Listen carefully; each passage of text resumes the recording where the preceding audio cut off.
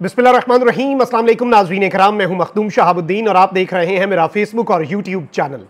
उम्मीद करता हूं आप सब लोग बखैर वाफियत होंगे और जहां भी होंगे अपने अहले खाना समेत खुश भी होंगे और महफूज भी। नाज़रीन कराम, रात गए इस्लामाबाद हाई कोर्ट ने बड़ा खड़ाक तो कर दिया है, लेकिन आज यानी कि बरोज मंगल कुछ बहुत बड़ी हैपनिंग्स होने जा रही हैं। सुप्रीम कोर्ट में भी सबसे बड़े केस की समाअत होनी है।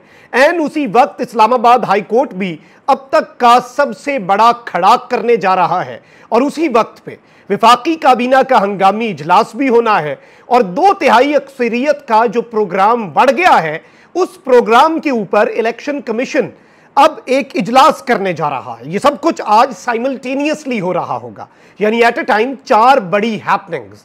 लेकिन इस सब के अंदर अब तौहीन अदालत की तलवार तो लटक चुकी है, लेकिन किस पर, यह एक अहम सवाल है। वहीं दूसरी जानिब खैबर पख्तूनख्वा हुकूमत ने ऐसा लंबा छक्का लगाया है, एक ऐसी चोट लगाई है इस हुकूमत को, विफाक में बैठी शहबाज गवर्नमेंट को भी और पंजाब में बैठी मरियम नवाज को भी, कि आप अंदाजा भी नहीं कर सकते कि इसके कितने दूर रस नताइज होने जा रहे हैं। ये सारी की सारी हैपनिंग्स, ये सारी की सारी डेवलपमेंट्स मैं आपके सामने रखता हूं, लेकिन पहले मैं आपको यह बता दूं कि बहुत सी चीजें आज होने जा रही हैं। एक तरफ तो मखसूस नशिस्तों की अलॉटमेंट से मुतल्लिक सुप्रीम कोर्ट के कल के फैसले के बाद नून लीग, पीपल्स पार्टी, MQM और JUI को अलॉट 77 मखसूस नशिस्तें मुतासर होने का इम्कान है। और अब ये मेन स्ट्रीम मीडिया पर भी बात हो रही है, डिस्कस हो रही है। और ये 77 वो सीटें हैं जो PTI की थी। 77 नशिस्तें अफेक्ट होनी हैं। और सोमवार को सुप्रीम कोर्ट ने जो फैसला दिया, सुन्नी इत्तेहाद काउंसिल की मखसूस नशिस्तों से मुतल्लिक दरखास्त पर मखसूस नशिस्तें दूसरी जमातों को देने का पेशावर हाईकोर्ट का जो फैसला मुअत्तल हुआ, सियासी जमातों को कौमी और सूबाई असम्बली की 77 मखसूस नशिस्तें इजाफी अलॉट की गई। ताहम सुप्रीम कोर्ट के फैसले के बाद कौमी असम्बली की 23 मखसूस नशिस्तें उन पर अरकान मुतासर हो सकते हैं, जबकि कौमी असम्बली में खवातीन की 20 और अकलियतों की 3 नशिस्तें हैं। अब एक जानिब तो विफाकी काबीना भी सब के ऊपर कुछ ना कुछ कर सकती है और विफाकी काबीना का इजलास आज सुबह 11 बजे होगा। वजीर आजम शहबाज शरीफ इस विफाकी काबीना के अहम तरीन इजलास की सदारत करने जा रहे हैं। This is very important. अब इसमें जुडिशरी के हवाले से कुछ फैसले हो सकते हैं, बहुत सी चीजें हैं। अब ये कायनी तरमीम, जजेस के तकर्रुर और वो सारे प्रोग्राम बढ़ चुके हैं। और देखें ये 20 या 23 सीटें जो कौमी असम्बली में आएंगी, इनसे PTI का या सुन्नी इत्तेहाद काउंसिल का कोई खास फायदा नहीं है, नंबर गेम्स को देखें। लेकिन असल फायदा यह है कि 2/3 अक्सरियत से ये टोला जिसकी बनती नहीं है, अवाम ने दी नहीं। पहले फॉर्म 47 वाली वारदात डाली, फॉर्म 47 के बावजूद नहीं बनती। ये सीटें तो PTI की हैं, सुन्नी इत्तेहाद काउंसिल की हैं और इन्हें जो मिल गई हैं, अब इनका वो 2/3 अक्सरियत का प्रोग्राम बढ़ गया है। और ये जो प्रोग्राम बढ़ा है, इस पे आज विफाकी काबीना का इजलास भी है और इलेक्शन कमीशन भी आज सुबह मखसूस नशिस्तों पर अरकान को डी नोटिफाई करने के हवाले से इजलास करेगा। अब सुप्रीम कोर्ट का फैसला है, अब इस पर अगर इलेक्शन कमीशन इन लोगों को जो इनके हल्फ भी हो चुके हैं उन्हें डी नोटिफाई नहीं करता तो तौहीन अदालत है, सीधी सीधी तौहीन अदालत की तलवार है। तो this is something very important जिस पर आज हमारी नजरें तो होंगी एक जगह पर। अब वहीं दूसरी जानिब एक और बहुत बड़ा काम आज होने जा रहा है। सुप्रीम कोर्ट आज 6 जजेस के खत से मुतल्लिक अज खुद नोटिस केस की तीसरी समाअत करेगी और इसी दिन इस्लामाबाद हाई कोर्ट में भी बड़े खड़ाक की तैयारी तो हो चुकी है। लेकिन मैं आपको यह बता दूं कि ओवरऑल जुडिशरी का मिजाज बदला हुआ है। परवेज इलाही साहब को कल 15 दिन के अंदर अंदर हाउस अरेस्ट करने और उस हवाले से तैयारियां करने और उन्हें उनकी मर्जी की तिब्बी सहूलियात, 78 ईयर्स एज है, वो प्रोवाइड करने का हुक्म जारी हो गया। जस्टिस बाबर सत्तार साहब जो हैं वो मुकम्मल तौर पर इस वक्त कोई बचत जो है इस सिस्टम के लिए, IB intelligence bureau, intelligence agency के सरबराह को जस्टिस बाबर सत्तार ने तौहीन अदालत पे नोटिस कर दिया। PTA, FIA, पैमरा और IB ये 4 महकमे, इनके सरबराहान 5-5 लाख अपनी जेब से जुर्माना देंगे। बदनीयती पर मबनी इनकी जो दरखास्तें हैं एतराज़ की, वो मुस्तरद की। लेकिन बात अब यहाँ पर रुकनी नहीं है। जस्टिस बाबर सत्तार के अहले खाना की और उनकी कुछ डिटेल्स लीक की गई। अब उसके अंदर मैं पहले भी ये बात करता था, क्योंकि इस्लामाबाद हाई कोर्ट अब ये फैसला कर चुकी है, ये नुक्ता समझिएगा और ये काबिल गौर है। इस्लामाबाद हाई कोर्ट चूंकि ये फैसला कर चुकी है कि अब इदारा जाती रिस्पॉन्स होगा। कोई भी मुदाखलत हुई, कोई भी किसी जज के साथ कुछ हुआ, जस्टिस बाबर सत्तार के मामले पर इस्लामाबाद हाई कोर्ट ने प्रेस रिलीज जारी की थी, लेकिन अब मामला वहां पर नहीं रुकने वाला। लेकिन उससे पहले आपको मैं सिंध हाई कोर्ट की एक डेवलपमेंट दे दूं कल की। सिंध हाई कोर्ट ने पाकिस्तान तहरीक इंसाफ को जलसे की इजाजत न देने पर सूबाई हुकूमत पर बरहमी का इजहार किया। सिंध हाई कोर्ट में पीटीआई को बाग़ जिना में जलसे की इजाजत से मुतल्लिक दरखास्त पर समाअत हुई। डिप्टी कमिश्नर शर्की अदालत में पेश हुए और बताया कि सिक्योरिटी खदशात जलसे के इजाजत नहीं दे पा रहे, हमारे लिए प्रॉब्लम्स हैं सिक्योरिटी खदशात पर। और chief justice Sindh high court ने सिंध हुकूमत के वकील से मुकालमा करते हुए कहा कि क्यों शरीफ लोगों को आगे कर देते हैं, पीछे जो लोग हैं उनसे पूछें, अच्छी तरह सुन लें, अब इस तरह मामलात नहीं चलेंगे। यानी ये डिप्टी कमिश्नर कौन है, शरीफ बंदे को आगे कर दिया, जो पीछे हैं उन्हें बता दें कि अब ऐसे मामलात नहीं चलेंगे, हम तहकीकात करें तो मामलात आगे तक जाएंगे और आपके लिए परेशानी होगी। अभी भी एक जलसा हुआ है, बाकायदा जलसा हुआ है, रैली हुई। सिंध हुकूमत ने वकील ने बताया कि उन्होंने इजाजत के बगैर जलसा किया, जिस पर चीफ जस्टिस ने इस्तफसार किया कि जलसा रोकने के लिए आपने कितने लोगों को पकड़ा। जस्टिस मुबीन लाखुन ने इस्तफसार किया कि क्या कोई लाठीचार्ज हुआ, किसी को पकड़ने की कोशिश की।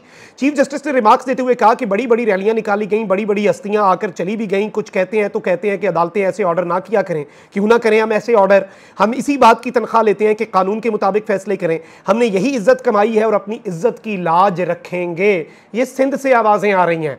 सरकारी वकील ने कहा कि सिक्योरिटी का मामला है, जलसा करेंगे तो सिक्योरिटी भी देना पड़ेगी, जिस पर जस्टिस अकील अहमद अब्बासी ने रिमार्क्स देते हुए कहा कि आप तो कहते हैं तहरीक इंसाफ पार्टी रही नहीं, छोटी पार्टी है, आप कहते हैं कि तहरीक इंसाफ बर्गर पार्टी है, फिर जलसे की इजाजत आप क्यों नहीं दे रहे? आप लोग पुरसुकून रहें, इनसे क्यों परेशान है, डरते नहीं, सामना करते हैं, आप लोग ऐसा कर रहे हैं, आबैल मुझे मार। ये बात मुनासिब नहीं, ऐसे मामलात ज्यादा देर तक नहीं चलेंगे। और जो लोग हैं हिम्मत करके आते हैं, जलसा करके चले गए, एक पटाखा भी फूटा और वो पता नहीं क्या क्या करके चले गए, पार्लियामेंट और लोगों का नाम लेकर कहकर चले गए, हम तो किसी का नाम नहीं लेते, फिर भी लोग खफा हो जाते हैं। अब ये जो चीजें सबके अंदर एसएसपी ईस्ट को तफसीली रिपोर्ट के साथ 13 मई को जी तलब कर लिया हुआ है और रिमार्क्स दिए कि हम इतने सादा नहीं हैं, सब कुछ देखकर हम आंखें बंद कर लें। A very clear message to the power corridors के ऐसे नहीं चलेगा, थोड़ा सा वक्त दिया, अपना किबला दुरुस्त कर लें। रिमार्क्स बड़े क्लियर थे। अब एक तरफ ये मामला है, वहीं दूसरी जानिब मखसूस नशिस्तें खटाई में पड़ चुकी हैं कल के फैसले के बाद। अब इस्लामाबाद हाई कोर्ट ने जो रात गए बड़ा खड़ाक किया है वो समझें। अब नाज़रीन किराम, ये चीज़ आपने समझनी है कि जस्टिस बाबर सत्तार साहब पर हुकूमत के लोगों ने, इनके अपने एक्टिविस्ट ने तनकीद की, इनकी डिटेल्स लीक की, जस्टिस बाबर सत्तार पे ये चढ़ दौड़े। लेकिन अब ऐसा नहीं चलेगा। बड़े बड़े सहाफ़ी जो व्हाट्सएप मैसेजों पर, नून लीग से नहीं कहीं और से व्हाट्सएप मैसेजों पर एज इट इज़ ट्वीटें ठोक देते हैं ना, अब ज़रा खैर मनाएं, क्योंकि अब कानूनी दायरे में चीजें होने जा रही हैं। इस्लामाबाद हाई कोर्ट ने जस्टिस बाबर सत्तार के खिलाफ मुहिम पर तौहीन अदालत की कार्रवाई का फैसला कर लिया है। ज़राए के मुताबिक जस्टिस बाबर सत्तार ने सोशल मीडिया मुहिम पर इस्लामाबाद हाई कोर्ट के चीफ जस्टिस आमिर फारूक को खत लिखा। ज़राए इस्लामाबाद हाई कोर्ट के मुताबिक खत को तौहीन अदालत केस में तब्दील करने का फैसला किया गया है। ज़राए का कहना है कि केस की समाअत आज के लिए बेंच तश्कील दिए जाने का इम्कान है। आज केस को डायरी नंबर लगाकर बेंच जो है वो तश्कील दे दिया जाएगा। ख्याल रहे कि जस्टिस बाबर सत्तार की अमरीकी शहरियत से मुतल्लिक सोशल मीडिया पर मज़मूम मुहिम चलाई गई। इस्लामाबाद हाई कोर्ट ने तरदीद जारी की थी कि जस्टिस बाबर सत्तार के पास पाकिस्तान के अलावा किसी मुल्क की शहरियत नहीं। सोशल मीडिया पर जस्टिस बाबर सत्तार के खिलाफ हतक आमेज और बेबुनियाद मुहिम चलाई गई। फिर फैसल वाडा साहब ने कहा कि आपकी जो डिस्कशंस हो रही हैं ना, उनके ऊपर जरा आप नुक्ता पेश करें, कुछ करें, मामलात को उस तरह से लेके चलें। और उन्होंने रजिस्ट्रार को कह दिया कि जस्टिस उस वक्त के जो चीफ जस्टिस थे अतर मिनल्ला, उनके और बाबर सत्तार, वो क्या मिलनी, अब तो इन्हें अदालत के लिए तैयार हो जाएं और आज बेंच तश्कील दिया जा सकता है। This is a very big development. और मैं आपको ये बता दूं कि ये मुक्तदरा के लिए एक बड़ा क्लियर और जिसे आप क्रिस्टल क्लियर कहते हैं ना, ये मैसेज है। और इसके अब जो इम्पैक्ट है वो आपकी सोच से ज़्यादा होने जा रहा है और चीज़ें अब इतनी सादा नहीं रहेंगी जितनी आपको लग रही हैं। ये बात आप जहन नशीन रख लें। अच्छा, वहीं दूसरी जानिब अली अमीन गंडापुर साहब ने एक इंटरव्यू दिया है और हामिद मीर साहब को इंटरव्यू दिया है और अली अमीन गंडापुर साहब ने बड़ी इंपॉर्टेंट बातें की। लंबा छक्का है और मरियम को भी किस तरह लेने के देने पड़ने जा रहे हैं ये भी सुनिएगा। बानी पाकिस्तान तहरीक इंसाफ इमरान खान की मुज़ाकराती कमेटी के रुकन, ये बड़ा ओहदा है मेरे नज़दीक, वज़ीर आला केपी से भी। अली अमीन गंडापुर ने कहा कि गैर मुतल्लका लोगों से मुज़ाकरात की हमें कोई ज़रूरत नहीं, उन्हें मालूम है कि कौन हुकूमत कर रहा है और कौन डमी है। और अली अमीन गंडापुर ने कहा कि जहां बात करनी होगी वहीं करेंगे। सियासी लोग अगर सियासी हो जाएं तो उनसे मुज़ाकरात हो सकते हैं, मुज़ाकरात होंगे तो वो बानी पीटीआई की गाइडलाइन से ही होंगे। अली अमीन गंडापुर ने कहा कि खुशाइन बात है कि पाकिस्तान में लाकानूनियत का सिलसिला आज टूटा है। इलेक्शन कमीशन की तरफ से बड़ी नाइंसाफ़ी हुई थी, हमारी मखसूस नशिस्तें दीगर को दी गईं। पूरे पाकिस्तान में 77 से ज़ायद नशिस्तें थीं जो हमसे जा रही थीं। अब उम्मीद है कि ये नशिस्तें हमें वापस मिल जाएंगी और कौमी असम्बली में हमारी अक्सरियत में इजाफा होगा। इनके पास 2/3 अक्सरियत आ जाती तो न जाने ये क्या गुल खिलाते। वज़ीर आला केपी ने कहा कि हम 9 मई को हर हल्के में रैलियां निकालेंगे। खैबर पख्तूनख्वा के नए गवर्नर से उन्हें बात करने की जरूरत नहीं, सूबे के हुकूक के लिए वो विफाक से बात कर सकते हैं। किसी को सूबे में गवर्नर राज लगाने का शौक है वो जरा शौक पूरा कर ले। उन्होंने कहा कि मैंने पाकिस्तान के आइन की पासदारी का हल्फ लिया है। मुझे इल्म है कि ये फॉर्म 47 पर मैंडेट चोरी करके हुकूमत बनी है। मेरा ज़मीर इजाज़त नहीं दे रहा कि मैं तकरीब हल्फ बरदारी में जाता। अली अमीन गंडापुर ने कहा कि बानी पीटीआई ने हमेशा पाकिस्तान के लिए मुज़ाकरात पर तैयार रहने का कहा है। बानी पीटीआई ज़ात के लिए या डील के लिए मुज़ाकरात नहीं चाहते। मुज़ाकरात का माहौल होगा तो बानी पीटीआई से मजीद गाइडलाइंस लूंगा। मुझे इल्म है मुज़ाकरात किससे करने हैं और किसके हाथ में हुकूमत है। इशारों पर चलने वालों से मुज़ाकरात का कोई फ़ायदा नहीं। मुज़ाकरात में पहली चीज़ आइन और कानून की बालादस्ती, इदारों की मजबूती है। बानी पीटीआई ने साबित किया कि उनका कोई जाती एजेंडा नहीं। उन्होंने मजीद कहा कि हमारा मकसद हुकूमत नहीं, नजरिया और तब्दीली की तहरीक है। 9 मई में सबसे ज्यादा नुकसान हमारा हुआ है। हमारा हल्के में 9 मई को रैली और जलसा करेंगे। और इस सब के अंदर इन्होंने बहुत सी बातें कही और इन्होंने कहा कि जी दहशतगर्दी का जो मुकाबला किया उस पर फौज और पुलिस को सलाम पेश करते हैं।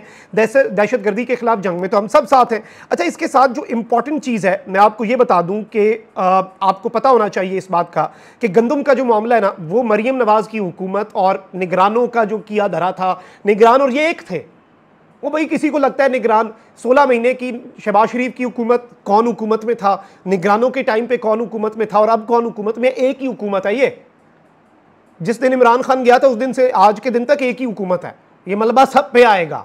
ये ऐसे ना समझें कि किसी की जान छूट जाएगी। और ये किसानों की गंदम के साथ जो इन्होंने किया है ना, ये इनके सियासी ताबूत में आखिरी कील है। लेकिन अली अमीन गंडापुर केपी क्या मिसाली काम कर देते हैं।